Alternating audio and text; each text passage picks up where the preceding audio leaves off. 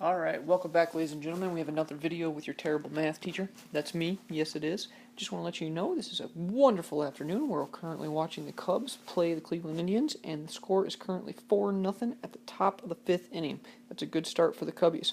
Also, it's another great day. I'm sitting here having an orange soda and eating some candy. You can't beat that. We're going to go ahead and get started. Today our video is on prime factorization.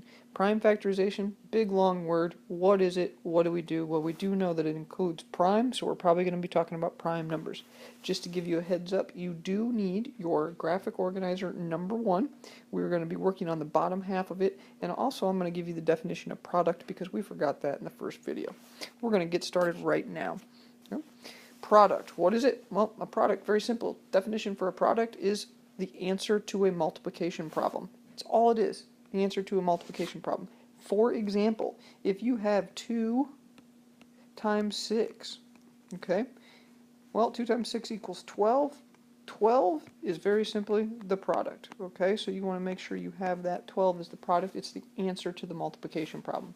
That right there is your example. We're going to move on. Okay, so today we're going to talk about prime factorization. What is it? Well, prime factorization is just a way to write a composite number as the product of prime factors. It's a really long definition, but it's going to be really easy. Basically what you're doing is you're taking a number that is a composite number and you're breaking it down into little factors, and we're going to show you that. Okay, so we complete prime factorization by creating a prime factorization tree. Okay, we're going to show you one. Okay, once again, we're going to show you one. Remember, your objective today is down below. As a student, you should be able to determine the prime factorization of a number using a factor tree. Okay, that's what you need. All right, so here we go. Okay, I'm going to give you some examples. First example, 24. Make sure you watch. Okay, 24. Now, we're going to start with 24. One of the things I'm going to do every time I'm doing prime factorization, I'm going to put a little box around that because that's the number I'm working with. I'm working with 24. When I do prime factorization, I use a factor tree, and I'm going to show you what that looks like. The first thing I need to ask myself is, what two numbers can be multiplied together to get 24?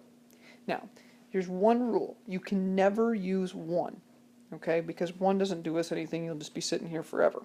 So you use any other number. All right, I'm going to start with 2 on this one because I know 2 goes into it because I know my divisibility rules and it's an even number. So 2 goes into it. So what we're going to do is we're going to create some branches on our tree.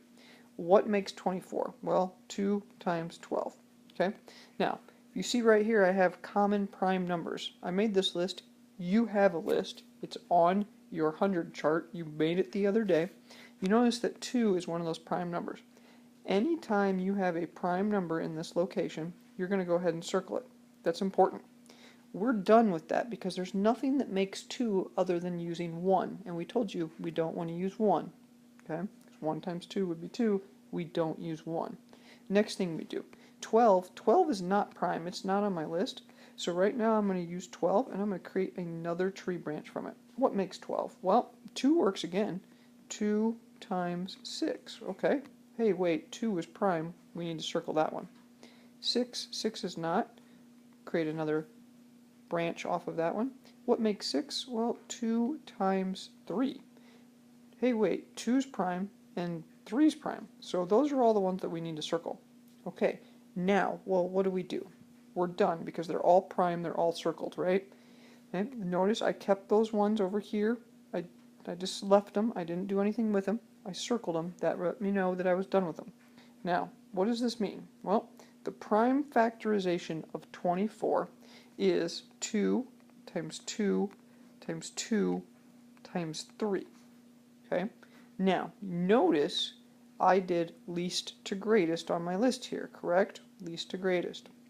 Also notice that I have 3 2's. We're going to show you something with that in just a second. But first I want to prove this to you. Okay? What is 2 times 2? Well, 2 times 2 gives us 4. Okay? 4 times 2 gives us 8. 8 times 3 gives us 24. Hey, wait, that's how we got 24 right there. Okay? That's just a little reminder of why we do this. Now, what do? Well, we are smart kids. We're 6th graders now. So it's not just 2 times 2 times 2. if you look at this, there's another way we write that. Because we're mathematicians now. We're smarter than that. So what we do is actually, that is 2 cubed. Because remember, 2 times 2 times 2 is the same thing as 2 cubed, or 2 to the power of 3, times, can't forget this one, 3. And this is technically our answer in exponential form. So the prime factorization of 24 is 2 cubed times 3. Now, we're going to do 5 other examples.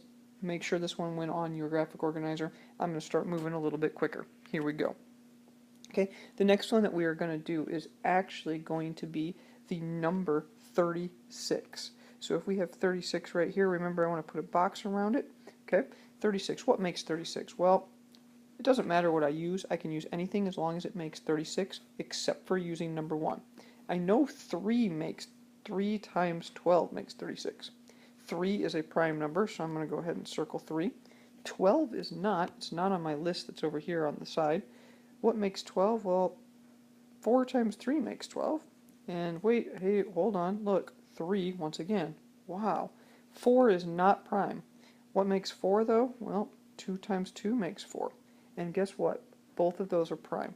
So what we have is we're done. There's no more tree branches to make. Everything's been done. So what do we have? Well, we have 2 times 2 times 3 times 3.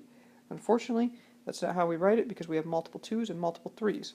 So what we need to change that to is 2 squared, because I have 2 of them, times 3 squared. And that right there is our answer for 36. That's your second example. Moving on, going to the next one. This time we have the number 48. We're going to work with 48. Okay, once again, put a box around it. What makes 48? Well, 48. Let's go with 4 times 12. Or wait, you know what? I don't want to use that one. I could. It's going to give me the same answer. Let me go with 8 times 6.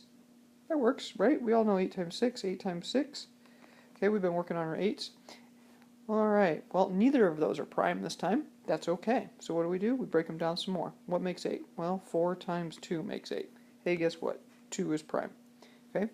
And 4 is not. So what makes 4? Well, we create 2 branches. 2 times 2. And guess what? Those are both prime numbers. So far we have 3 2's. We have not touched our 6. Can't forget about this one. So what makes 6? Well, 3 times 2 makes 6. And guess what? 3 and 2, if you look over here on the side where I just circled, 3 and 2 are both prime, so I'm going to circle them. Alright, now I need to write down my prime factorization. Remember, I go from least to greatest. I have 1, 2, 3, 4 2's. That means 2 to the 4th power. And I have 1 3 times 3. And that is my answer. 2 to the 4th power times 3. If you don't know 2 to the 4th power, that actually gives me, let's see, 2 times 2 is 4, 4 times 2 is 8, 8 times 2 is 16. 16 times 3 does give me 48. Look at that. Works out. That's how you check yourself. Moving on. Number 4. Okay, we're going to go ahead to number 4. Going to go a little bit quicker now. We're going to use the number 50. Okay, this time we're going to use number 50. Let's change up the color just a little bit. Hey, let's go with green. I don't really like it, but let's try it. Alright, number 50. Okay, go ahead and put a box around it. What makes 50? Well, let's do the easy one. 10 times 5. Guess what? 5 is a prime number. You see it down there? So we should circle it. What makes 10? Well, 2 times 5 makes 10. Guess what? Those are both prime. We circle it. Hey, look at this one. This one looks a little bit different, but remember, we still do least to greatest. We only have 1 2, so it's just simply 2 times. And how many 5's do we have? Well, we have 2 5's, so it's 5 squared. That's our answer. 2 times 5 squared. That's prime factorization right there. Alright, once again, 5 squared is 25. 2 times 25, well, that gives us 50. Congratulations, we checked our answer. We have 2 more to go. Number 5, we're going to use, hey, let's use a bigger number. Let's use 100. Okay, so we're going to go ahead and use 100. I'm going to put a box around it. I'm going to start making my tree. Okay, here comes the first branch. Is what makes 100? Well, you could do 2 times 50. You could do 25 times 4, or you could do 10 times 10. I'm going to go ahead and do 10 times 10 because I think it's easy that way. 10 times 10. Neither of those are prime. It's not in my list, so I'm going to keep making another branch off of both of them. What makes 10? Well, 5 times 2 makes 10. And guess what? Both of those are prime numbers. What makes 10 on the other side? Hey, we basically the same thing. 5 times 2. Those are both prime numbers. What do I have? Well, technically I have 2 times 2 times 5 times 5, but we want to put that in exponent form, which is 2 to the second, because there's two 2's, times 5 to the second, because there's two 5's. And this is our answer, 2 squared times 5 squared. That is the wonderful prime factorization of 100. Let's go ahead and do the last one. We're going to go ahead and do number 6 right now, okay? This particular time, we're going to do, let's do the number 225. Okay, we're going to do 225. This one looks really difficult, but it's not. 225. What do we know goes into 225? Well, if we thought about our divisibility rules, we notice that it ends in 5, so 5 goes into it, okay? But that's not the only one. We could also do 25, maybe? Let's try 25, okay? I don't know. Let's see. There's 4 25s in 100, so there's 8 25s in 200. That means there's 9 25s in 225. So let's say 9 times 25. Okay, that does give us 225. Hey, if you don't know this one, you could always have used 5. All right? Is 9 a prime number? Nope, it's not on our list. What about 25? No, it's not. You can check your 100 chart. So let's go ahead and make tree limbs off of both of them. What makes 9? Well, 3 and 3 make 9. We're going to have to go ahead and circle those because they are prime numbers. You can see them here on the chart. What makes 25? Well, 5 times 5 makes 25. And hey, guess what? Those are both prime numbers as well.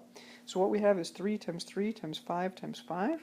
And we're going to go ahead and put that in exponent form in just a second, which would be 3 squared times 5 squared.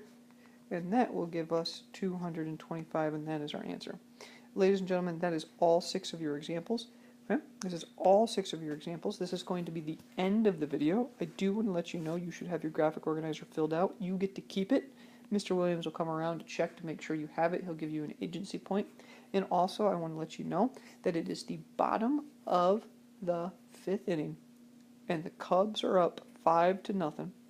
If you are in my second period class, only my second period class, you come up to me silently at the end of this video and you tell me that the Cubs are winning 5-0 at the bottom of the 5th.